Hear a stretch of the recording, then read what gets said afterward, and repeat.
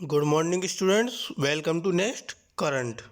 आज है आपका 25 नवंबर 2020 और 25 नवंबर 2020 से रिलेटेड जो भी आपके इम्पोर्टेंट क्वेश्चंस होंगे उन्हें मैं यहाँ पर डिस्कस करूँगा और सभी क्वेश्चन से रिलेटेड इम्पोर्टेंट फैक्ट भी यहाँ पर मैं आपको बताता हुआ चलूँगा। तो चलिए शुरू करते हैं। अगर आपको आज की वीडियो की पीडीएफ फाइल डाउनलोड करनी हो तो आप इस वीडियो के डिस्क्रिप्शन से उस पीडीएफ फाइल को डाउनलोड कर सकते हैं। चलिए शुरू करते हैं।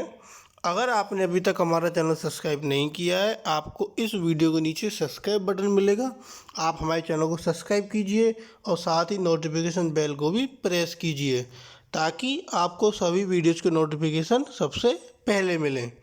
चलिए फर्स्ट क्वेश्चन आता है आपका, भारत सरकार ने किस पहल के तहत समझौता ज्ञापन पर हस्ताक्षर किए हैं?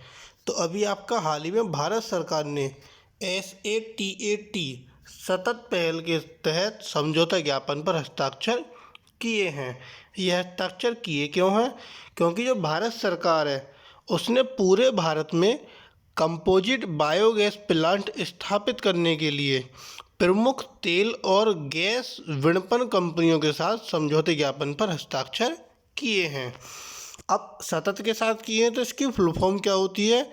SATAT की sustainable alternative towards affordable transportation, ये इसकी फुल फॉर्म होती है।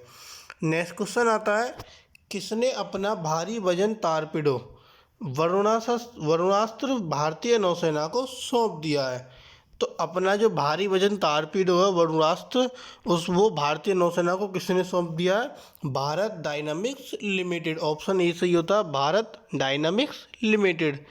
यह नौसेना विज्ञान जो ये टारपीडो वरुणास्त्र है इसके बारे में बता रहे हैं हम।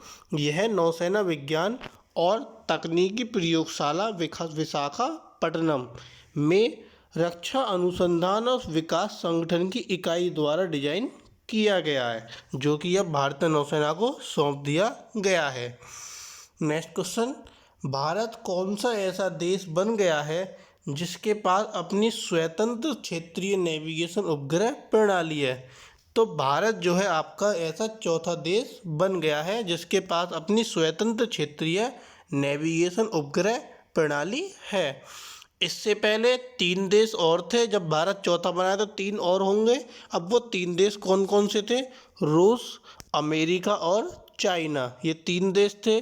अब Bharat world wide radio navigation system, जिसको हम शॉर्ट फॉर्म में बोल देते हैं WWRNS, के एक भाग के रूप में अंतर्राष्ट्रीय समुद्री संगठन IMO, अंतर्राष्ट्रीय समुद्री संगठन को बोलते हैं IMO, इसके द्वारा जो मान्यता प्राप्त है अपने स्वतंत्र क्षेत्रीय नेविगेशन उपग्रह प्रणाली वाला ऐसा भारत चौथा देश बन गया है जिसके पास IMO से मान्यता प्राप्त है। इससे पहले IMO से मान्यता प्राप्त 3 देशों को थी जो मैंने नाम बताए थे, रूस, अमेरिका और चाइना।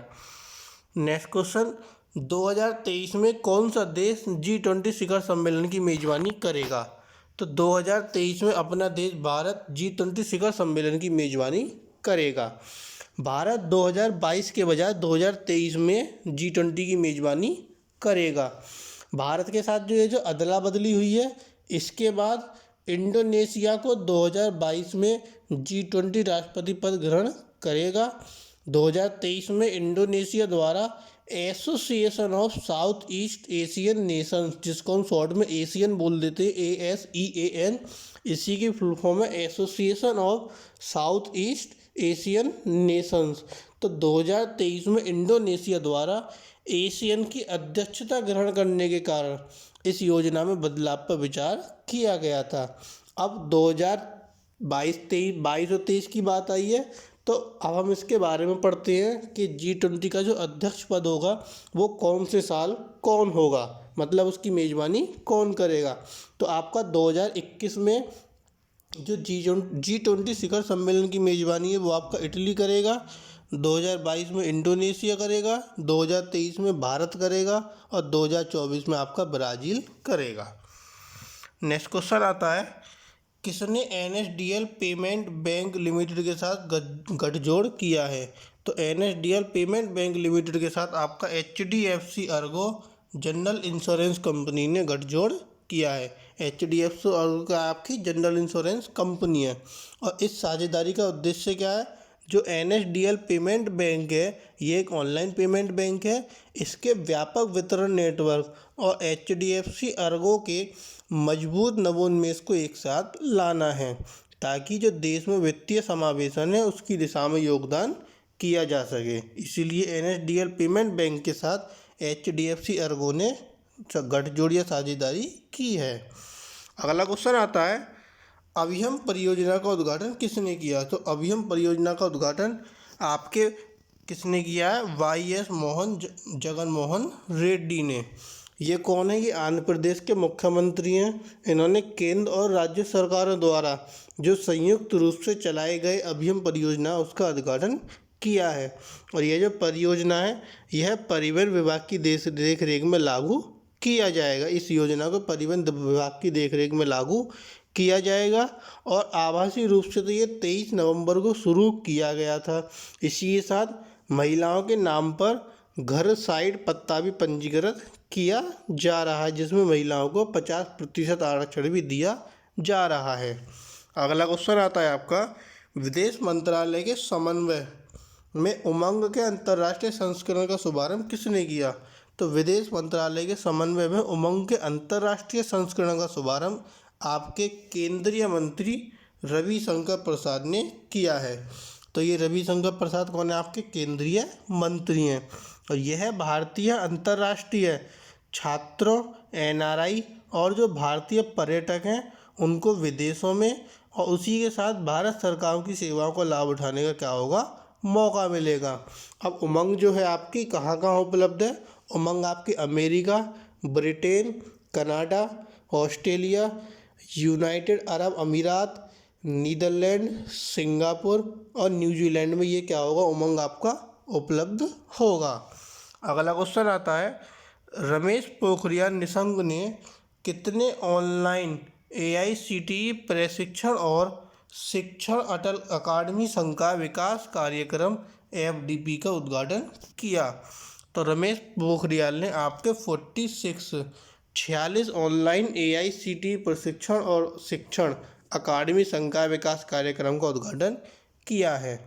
ये जो आपकी अटल अकादमी है इसका मुख्य उद्देश्य क्या है? देश में गुणवत्तापूर्ण तकनीकी शिक्षा को प्रदान करना और जो विभिन्न उभरते हुए क्षेत्र हैं उनमें भी प्रशिक्षण के माध्यम से अनुसंधान और उद्यमिता को बढ़ावा देना। जो आपकी FDP है यह 22 भारतीय राज्यों में आयोजित किया जाएगा। जो FDP है आपका संघ का विकास कार्यक्रम, ये आपका भारत के 22 राज्यों में आयोजित किया जाएगा। अगला क्वेश्चन आता है आपका, गुरु तेग बहादुर के शहादत दिवस को किस दिन मनाया जाता है? तो गुरु तेग बहादुर के शहादत दिवस को 24 नवंबर को मनाया जाता है। ऑप्शन बी सही होता है, 24 नवंबर। गुरु तेग बहादुर कौन थे? ये सिखों के 9वें गुरु थे। और इस दिन 1675 में 1675 में गुरु तेग बहादुर ने धर्म, मानवीय मूल्यों, आदर्शों और सिद्धांतों की रक्षा के लिए अपने जीवन का बलिदान दिया था। और तेग बहादुर की जो शहादत है इसी को ही शहीदी दिवस के रूप में याद किया जाता है। मतलब तेग बहादुर का जो शहादत दिवस है इसको हम शहीदी दिवस के रूप में भी याद करते हैं और उन्हें प्यार और सम्मान के साथ हम हिंद दी चादर के रूप में भी इसको जाना जाता है। इस दिन को एक तो आपका शहादत दिवस हो गया, एक आपका शहीदी दिवस हो गया और एक हिंद दी चादर हो गया। तो ये 3 नाम आपको याद रखने हैं। अगला क्वेश्चन आता है, ब्लूमबर्ग बिलियनर्स इंडेक्स के अनुसार दुनिया का दूसरा सबसे अमीर व्यक्ति बनने के लिए किसने बिल गेट्स को पीछे छोड़ा? तो अभी अब मैंने आपको कुछ दिन पहले बताया था जो चौथे नंबर पर आ गए थे हमारे एलोन मस्क। अब एलोन मस्क ने बिल गेट्स को पीछे छोड़ते हुए अब ये दूसरे नंबर पर आ गए हैं। तो इसको आंसर सही हो जाता है आपका एलोन मस्क।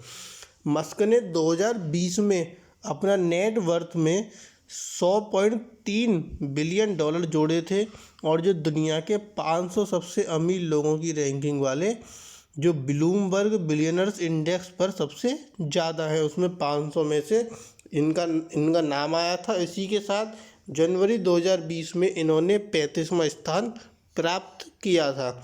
अब इनका जो नेटवर्क है वो $7.2 बिलियन से बढ़कर $127.9 बिलियन हो गई है, जो कि अब ये बिल गेट्स को पीछे छोड़ते हुए दुनिया के दूसरे सबसे अमीर व्यक्ति बन गए हैं। तो ये थे आपके आज के कुछ करंट अफेयर्स के इम्पोर्टेंट क्वेश्चन। अगर आपको हमारी वीडियो पसंद आए तो प्लीज़ हमारी वीडियो को लाइक कीजिए, ज़्यादा से ज़्यादा शेयर कीजिए। अगर आपने चैनल सब्सक्राइब नहीं किया है तो हमारे चैनल को सब्सक्राइब कीजिए। Thank you.